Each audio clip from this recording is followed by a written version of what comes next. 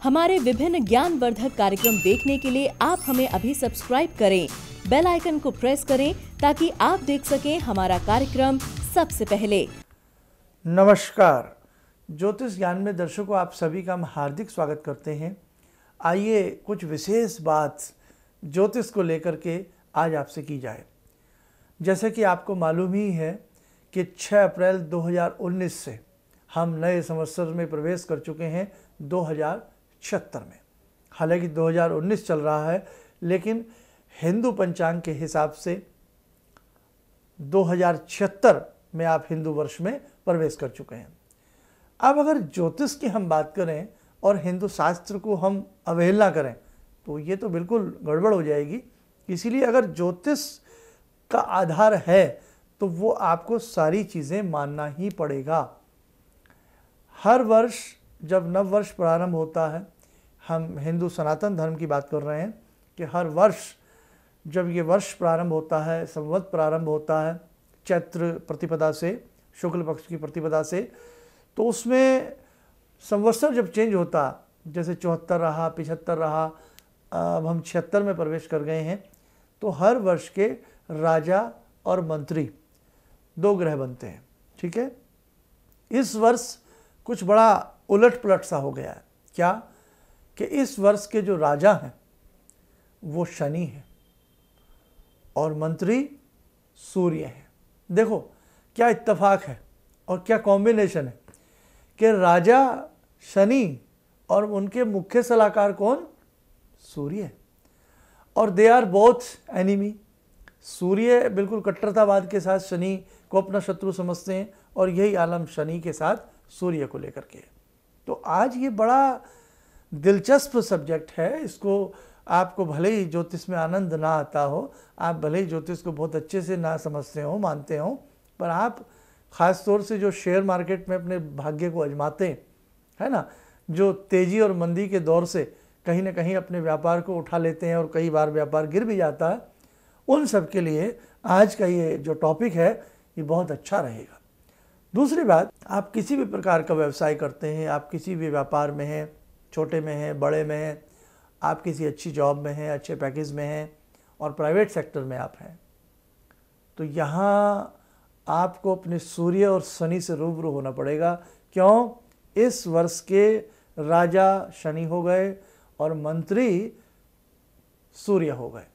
तो ये चीज़ कहीं ना कहीं हमारे सितारों पर भी इफ़ेक्ट डालेगी, ये चीज़ पूरे विश्व के ऊपर इफ़ेक्ट डालेगी।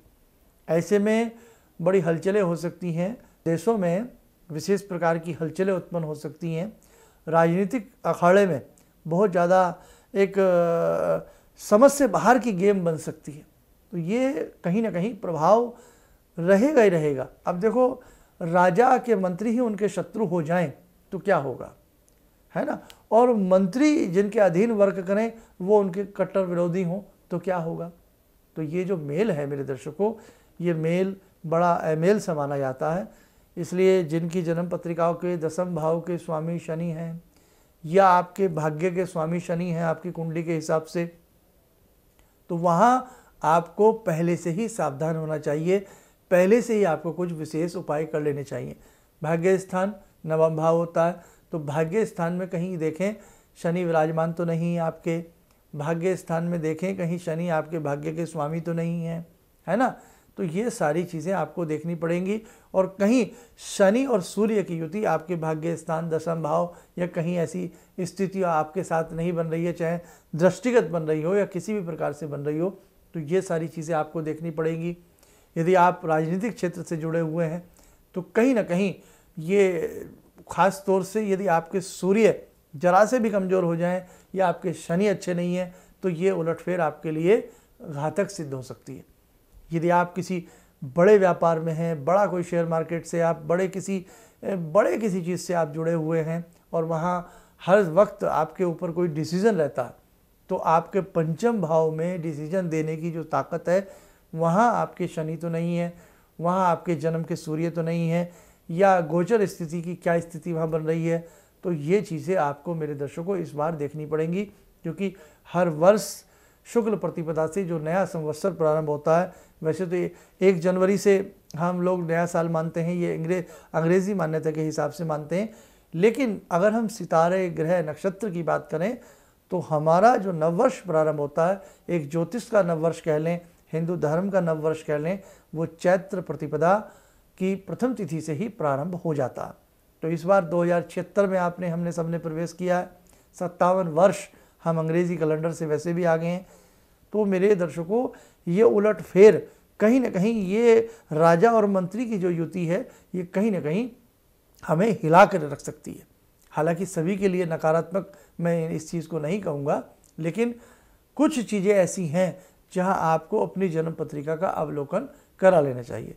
जहां भी आप रहते हैं, कोई आपके निकटतम अच्छे एस्ट्रोलॉजर हों, उनसे अपनी पत्रिका आप ज़रूर दिखाएं कि भाई आपके 10वें भाव से ताल्लुक़ शनि रखते हैं, आपके 9वें भाव। हालांकि जन्म पत्रिका में 12 के 12 भाव बड़े मूल्यवान होते हैं, लेकिन कई बार आप वो काम करने जा रहे हो जो आपके 10वें भाव से, जैसे 10वां भाव आपके व्यापार का है, आपके जॉब का है, आपके फाइनेंस का भी है, तो वहाँ सारी चीज़ें आपको देखनी पड़ेंगी। आपका खर्च भाव 12 भाव, वहाँ शनि या इस प्रकार की कोई युति तो नहीं है। पंचम भाव बुद्धि का है, स्टूडेंट का है, छात्र का है, बहुत सारी चीज़ें हैं। तो वहाँ कहीं ना कहीं मैं चाहता हूँ, क्योंकि इस बार ये कॉम्बिनेशन जो बना है राजा शनि और मंत्री सूर्य का, तो ये बहुत ज़्यादा शुभता वाला कॉम्बिनेशन नहीं है। तो जिनकी जन्म पत्रिका के शनि या सूर्य कमज़ोर हैं या युतिबद्ध हैं या कहीं ना कहीं विशेष भावों के स्वामी हैं, तो वहाँ आपको थोड़ा सा अच्छे से पहले से आप उपाय कर लें। अभी तो 6 अप्रैल से ये योग प्रारंभ हुआ है और ये अप टू 1 वर्ष तक रहेगा। तो क्यों हम 1 वर्ष तक किसी संकट का सामना करें, तो क्यों ना हम उस संकट को पहले ही दूर कर लें। दूसरी बात, शनि किन चीज़ों के सूचक हैं, जैसे आपका लोहा है, सीमेंट है और काली चीज़ें हैं, सरसों है, बहुत सारी चीज़ें उनके सूचक शनि है। और बाय द वे आप इन चीज़ों का व्यापार करते हैं और आपकी कुंडली में व्यापार स्थान में सूर्य बैठ जाए तो दिक्कत हो जाएगी।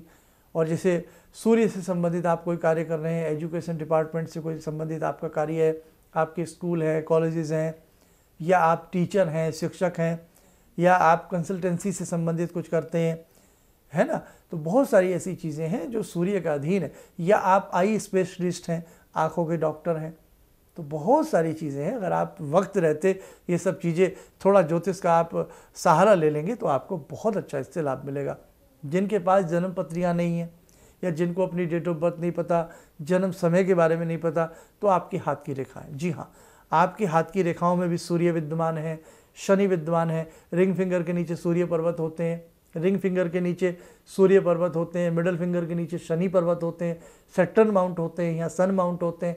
तो ये सारी चीज़ें आपके हाथ से भी निकल करके आ जाती हैं कि आपके ग्रहों की पोजीशन, खास तौर से शनि सूर्य का जो ये राजा मंत्री वाला योग है, उसकी पोजीशन आपकी हथेली में कैसी है, और आपको उन सब चीज़ों को और बेहतर बनाने के लिए, जीवन को और आनंदित करने के लिए, बुरी बाधाओं से, संकटों से बचने के लिए आपको क्या विशेष उपाय करने चाहिए। इन सब चीज़ों के लिए आप किसी मर्मज्ञ का सहारा ले सकते हैं और अपने जीवन में आ रहे कष्टों को भी, मेरे दर्शकों, आप दूर कर सकते हैं। लेकिन ऐसे बहुत लोग हैं जो किसी एस्ट्रोलॉजर से मिलना नहीं चाहते हैं, या आप लोग हम तक नहीं आ सकते हैं। तो ऐसी स्थिति में मैं आपको राय दूंगा, हर रविवार आप आदित्य हृदय स्तोत्र पढ़ें, कम से कम 21 रविवार या 11 रविवार पढ़ें। या आपसे ये ना हो, ओम घृणी सूर्याना में इस मंत्र का पाठ करें। कम से कम रविवार के दिन सूर्य देव को आप प्रणाम करें, मीठा उन्हें जल दें, हल्दी मिला करके, कुमकुम मिला करके थोड़ा मीठा जल दें। इससे भी आपको बहुत अच्छा लाभ मिलेगा। और एक चीज़ यदि आप करें, जिनको लगता है कि सूर्य आपकी जन्म पत्रिका में वास्तव में निर्बल है, तो आपको सूर्य का रविवार का व्रत भी रखना चाहिए। कैसे रविवार का व्रत रखा जाता है, इसके लिए हमने एक वीडियो रविवार के व्रत के ऊपर बहुत पहले बनाई थी, उसको आप गैलरी में जाकर के सर्च करके सुन सकते हैं। दूसरी बात, शनि से संबंधित उपाय शनिवार के दिन आप लोग करते रहें, तो आपके ऊपर यदि आपकी जन्मांक में, आपकी पत्रिका में या हाथ की रेखाओं में इस प्रकार की कोई अशुभता है तो वो सही होती रहेगी। शनिवार के दिन आप पीपल में लौंग, 2 लौंग, थोड़ा काला तिल, थोड़ा सा दूध, थोड़ा सा गंगा जल, प्लेन जल मिला करके और मीठा मिला करके पीपल की मूल को जल दे के आएँ।